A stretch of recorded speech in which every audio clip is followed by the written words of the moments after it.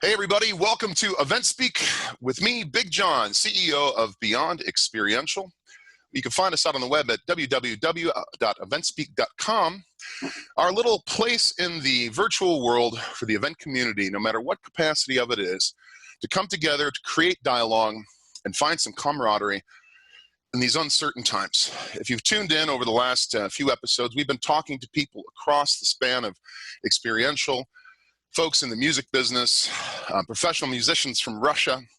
And today's guest, I'm very excited to have a friend of mine and someone that I feel has a unique perspective on everything that's going on between the collective Hollywood and brand marketing worlds now, Mr. Matti Leshem, founder of New Mandate Films.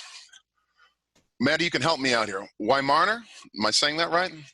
Weimaraner, Republic Pictures? Weimaraner Republic Pictures. And of course, as we first met when you had your brand agency, Protagonist. Matti, thank you so much for taking time to talk to us today, and welcome to the show. My pleasure. How have you been, man? How are things with you? How are things with Lynn and the family? First question. Everybody is, thank God, healthy. I apologize for the barking in the background, but I think that we might be... The boss from Republic Pictures, right? The Weimaraner in the background. We might be accepting a delivery, which you know nowadays, getting a delivery of anything is quite an ordeal. So hopefully they will settle down. I apologize for that. But we are all under unusual circumstances, and dogs barking should be the least of our problems. Well said, Matti. Well said. As we were chatting a little bit off camera, as we were talking a little bit about what you're up to these days, and before we delve into that, I think what I wanted to get across to folks and what I was saying to you when we started was the whole idea of what we're doing here today is to get a dialogue, a common dialogue created across the event industry. We want EventSpeak to become, the known social platform for people in the event industry. And, you have, I believe, a unique experience in the sense that you're deep in the brand worlds and also deep in Hollywood. So I'd be curious to talk with you a little bit, first and foremost, with New Mandate Films, which seems to be a newer endeavor of yours. Tell me a little bit about that and what you guys have going on. You guys are in the process of putting together your first film, Harry Haft, correct? Yeah. So we finished shooting that film last year. It's an incredible story, a true life story about a Holocaust survivor, Harry Haft, who was forced to become a boxer in the concentration camps. And we have very, very strong script by a woman called Justine Gilmer. And we put the film together. We got the legendary filmmaker, Barry Levinson, to direct the film. And then we cast the film, and starring in the movie is Ben Foster, who I think is one of the great American actors of all time. Around him, we cast some incredible actors, Danny DeVito, Peter Sarsgaard, Vicky Krieps, who was the woman in Phantom Thread. I don't know if you remember that. So it's been a really an incredible cast. We shot the film primarily in Budapest, New York, and Tybee Island, Georgia. Finished the film, and we're actually kind of insanely in the marketplace right now selling the film, and it's a very challenging marketplace to sell into. When we went to do the film, this was, the kinds of films that and this has a lot to do with the idea of what draws people to live events. If you think about the kinds of things that people go to live events for today, obviously concerts, sporting events, but theatrical distribution of films, people going to a movie theater, there are really only two kinds of films that people go to today, either big tentpole films, superhero films, big action adventure films, or what we call adult cinema, older people who go to a movie theater to have the experience of sitting communally and really experiencing a film in a profound way. And that's the kind of film that we made. Of course, we could never have anticipated that there was not going to be any theatrical distribution, which is sort of where we are today. Now, that will obviously come back, but it's going to take a long time. So we're selling into a marketplace where really the best kind of buyer that we could find is a typical theatrical distributor who would put that film in, movie houses all over America, do a platform release, and eventually garner the kind of attention that we think this film should get. Wow, that's very exciting. Congratulations, first and foremost. I mean, that sounds like something really quite substantial. And as you're right, and this is something I think I've said a lot on the show in the last few interviews, is who could have prepared projecting a pandemic in our forecast? You know, when you're going to the marketplace to sell your film, it isn't something that is going to come up in everyday conversation, you know. What's strange about it is that I've definitely had, I definitely remember going to dinner parties and talking to people saying things like, look, I'm sure we're going to see a pandemic in our lifetime, or I'm sure we're going to see a, dirty bomb launched by a terrorist group at some point in our lifetimes. But those are really casual dinner party conversations. And then all of a sudden we're actually in a pandemic. So it's not like we didn't think that it could happen. I mean, we've discussed it, we've talked about it, but you don't plan for that in terms of your business, right? Sure. Because most of us are not in the risk business, right? There are companies, right, risk companies that think about, oh, well, what could potentially happen on the event horizon that could substantially change our business? But in film distribution, it never occurred to anyone that you'd be in a situation where there would be no film distribution. Now, it occurs to me that, and this is something that I think you will have, again, a unique perspective of. As a movie producer, you're accustomed to telling stories of resilience. What do you think the bullet points are going to be as the inevitable COVID movies start to come to us in the next several years after we get on the other side of this pandemic? Well, it's funny, almost the first week after the California stay-at-home order went into place, literally that weekend, there were 3 scripts that went around to all the studios that were pandemic scripts, which I thought was pretty ridiculous. And I don't know that any of them got bought.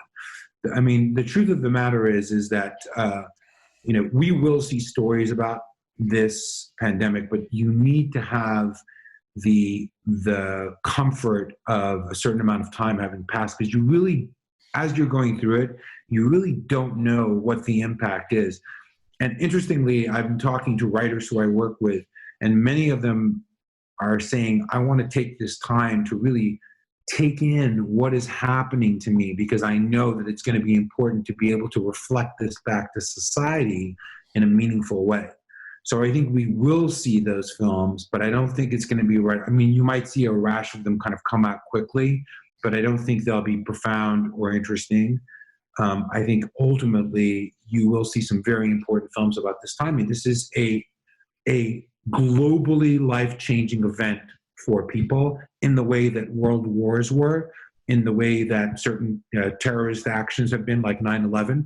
They really changed the nature of how people interact with one another. And I think this one is going to be the most profound effect we've ever seen. 100% agree. And I think what you said there is a very good point, is that the story is going to need to be told.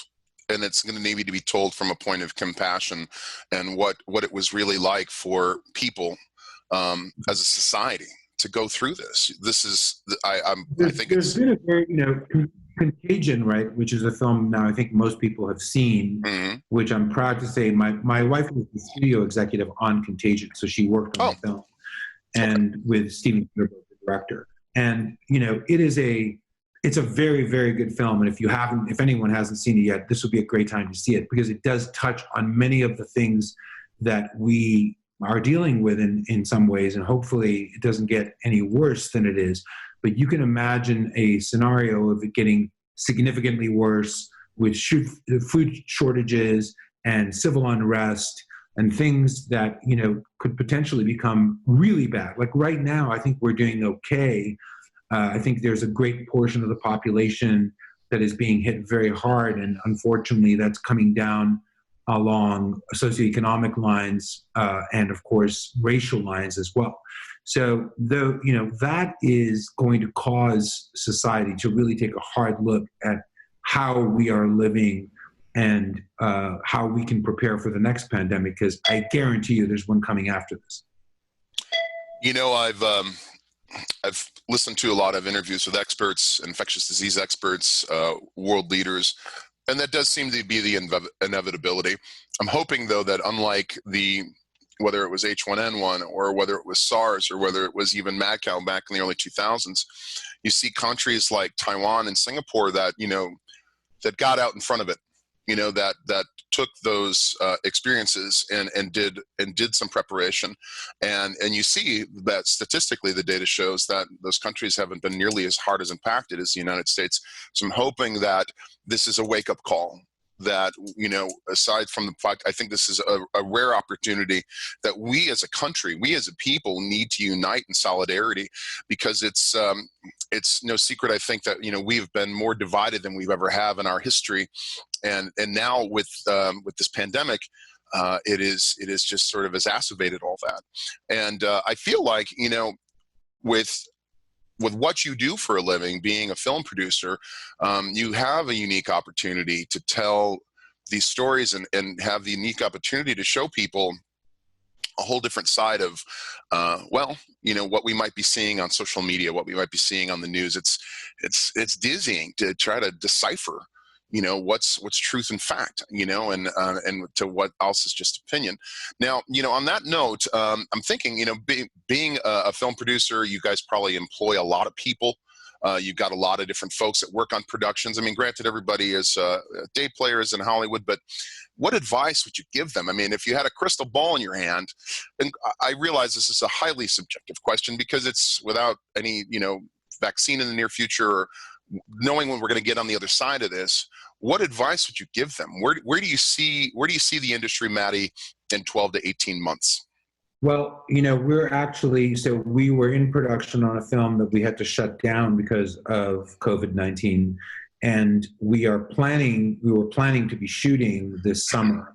And we have taken the position that we're going to try to figure out a way to shoot as soon as it becomes safe enough for some version of reality to kind of come back to us.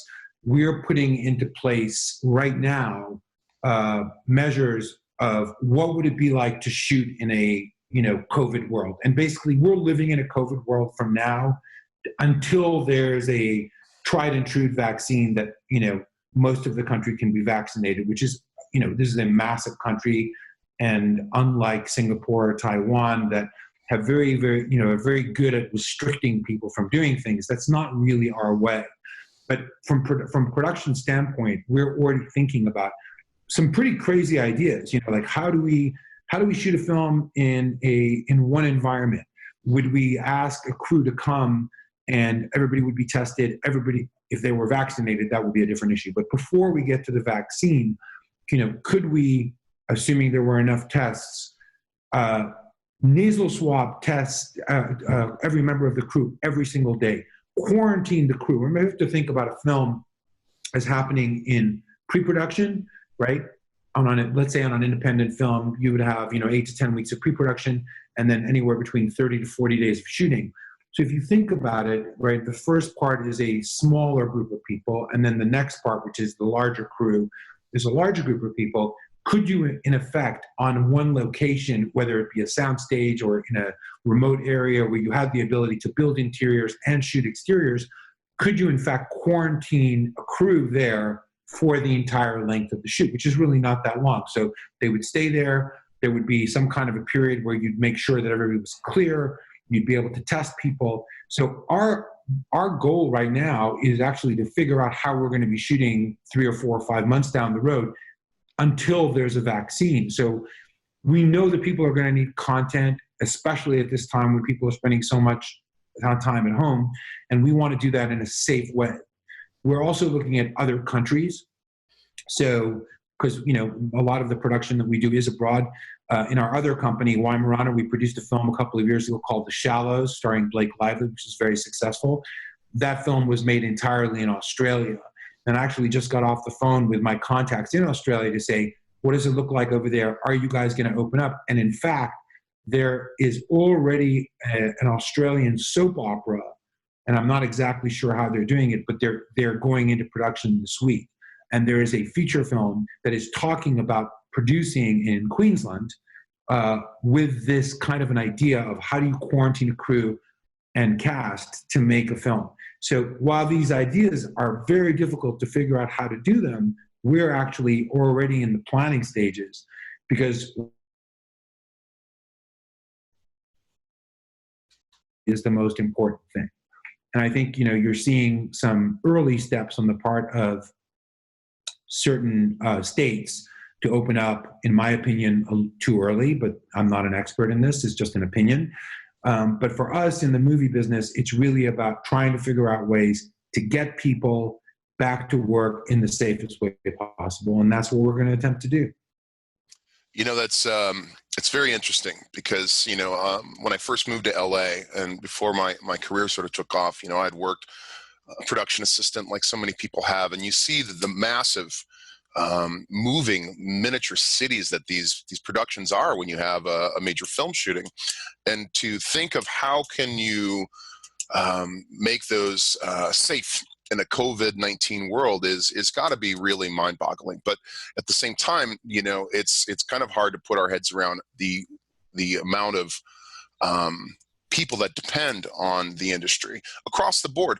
And let's talk a little bit about Protagonist and your work in brand marketing, because as when you and I first met, that was what you were doing. And I feel like how would you be advising your brand clients now with this shutdown?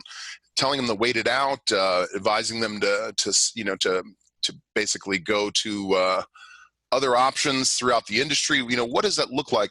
And you could tell us a little bit about your what you were doing at Protagonist, because I remember when we were talking last, you were doing quite a bit of work with Pepsi, wasn't it? Pepsi was so Protagonist is now effectively ended. It's something that I decided to do about 5 years ago. I actually just shut the company down, but we were in business for 15 years. We had a really incredible run that I just decided to end because I wanted to change careers, essentially, which I guess is not a particularly smart move at the age of 50, but it was something that I wanted to do, and it ended up being kind of great. But Protagonist was an amazing company. We were really a brand strategy company, and we ended up doing for not only for Pepsi, but for Weight Watchers, Living Proof. We had, a dozen of really Fortune 50 and Fortune 500 clients. And what we did was we really worked with CEOs and CMOs to come up with the strategies that were important for them to figure out not only how to reach their consumers and what are the things that would really engage their consumers, but also engage their internal groups. With Pepsi especially, and this is really how I got into sort of the live piece of it, was Pepsi, especially at the time, had a lot of independent bottlers, and hundreds of them. And they were the ones that distributed the product throughout the country. And Pepsi remains an amazing company and has always been really at the forefront of really trying to make better for you products and healthier products. And they understood that they couldn't stay in the business of just delivering products that were ultimately not that healthy for people. And so I think that, when we looked at the landscape of what they were trying to do, we created a program where we would invite those hundreds and thousands of bottlers to one place, and we would do a 3 or 4 day live event for them, which was spectacular. They would spend a lot of money on it. It was very interactive, and they would essentially plant the seed for the coming year of what the different marketing opportunities were, what the new SKUs were, what the new brands they were launching into the world. And, I have to say, like, the ability to sit in a room with, 1,000 people and really put on an incredible show and really feel that camaraderie is something that I'm longing for now. It's like we all need human interaction. And I think we'll get back to a time where we can do that safely. It might be different, but we'll get back to that. So for me, working in that environment and learning how to create events that brought people together and really gave them the spirit of whatever that company was, the company that faces internally, how it faces its internal brand is ultimately how it'll face its external brand. So these things were very important. But just to answer your question more specifically, I think that we're living in a time right now with, the incredible technology that we have in our hands to try to create events that utilize the technology to bring people together and still give them those important messages right now we're still a little bit in shock. We're still trying to figure out how to live our everyday lives, and where everybody's waiting for it to end. But the reality is, it's not, as to quote the great Dr. Fauci, it's not a light switch, right? This is a gradual change. And so there's going to be opportunities along the way to create events, perhaps not live events for lots of people, but events for people to connect. And we're seeing that. We're seeing all these Zoom meetings, and we're seeing entertainment certainly happening in a way that we never have before, and formats are really changing. So I think that opportunity exists for really all marketing people, whether you're marketing a product or helping a company market a product or putting out entertainment into the world. We just have to be very nimble, and we have to really use our creativity to try to give people the opportunity to connect, because that's what it's all about. Well said, Matti. And that's something that's come up in conversation a lot as I've been talking to people, is that, number one, yes, I think we're all still a bit shell-shocked about what's going on in the world and in our shared industry. But at the same time, there's just technology is at a point now where we are able to connect more than we ever have in a digital realm. And it's just a question of how brands will be able to tap into that and be able to monetize it, in the sense that we're still able to reach your target demos. Because something I was talking about in a recent interview is that's kind of like a band that goes and plays a live stream. And if the band is a popular band, you're now hitting your audience almost all at once, because you're on the web, as opposed to when you're on tour and you're going to various markets and targeting various fans and various demos there, where I feel like brands now are going to be kind of reinventing themselves in a way that they make themselves known to their consumers, and I find that very interesting what you were saying about what you did with Pepsi, because, what better way to show a client or a brand what is out there and what can be done from brand strategies and innovation than bringing it to them internally and presenting it to them. That's something that, I personally had never seen before. So that was, just to clarify, those were, non-consumer facing events. That was just strictly for the internal folks at Pepsi. I think this is a really important time to in this business, to reach out to the brands that you have relationships with, because how the brand is going to move forward in this crisis is going to be something that they're going to need to message internally first before they reach their consumers. So, if I was still in that business today, I would reach out to all my clients and say, okay, let's figure out how we're doing a program and bringing together maybe not thousands of people, but certainly hundreds of people in a forum where we could produce something that really gets them focused, enthusiastic, and gives them the message of how the company will move forward, so that it actually lines up with their ability to reach their consumers. I've always said that, true brand marketing begins with how you face internally. A lot of the times, that you'll have a CMO that has a big idea about how to do something, but then communicating that to the internal staff, they might understand what is mechanically being done, but they might not understand the spirit of it. And that's what we always try to do, is really, entertain and inspire and get people really focused in the right way, because that dropping the pebble in the middle of that pond and then let that ripple go out internally from the company and then externally to consumers was a critical part of our success. Words of wisdom with Matti Leshem. Matti, I really cannot tell you how much I appreciate you taking time to talk with me today. If folks are interested to know more about what you're doing, is there a website or anything you'd like to mention? No, there is not a website, but when Harry Haft comes out, please go to the movie theater and buy a ticket, and hopefully we'll be in a very safe environment to do that again. I believe we will. It might take a little bit of time. So please go see Harry Haft, and I look forward to, giving you a hug, Big John, and seeing you in person. I feel the same way, Matti. Please send my very best to Lynn and your family. And to everyone out there watching, Matti Leshem, everybody, thank you so much for coming by. This is EventSpeak on EventSpeak, www.eventspeak.com. I am Big John, Beyond Experiential. We will talk with you next time. Please take care of yourselves and each other.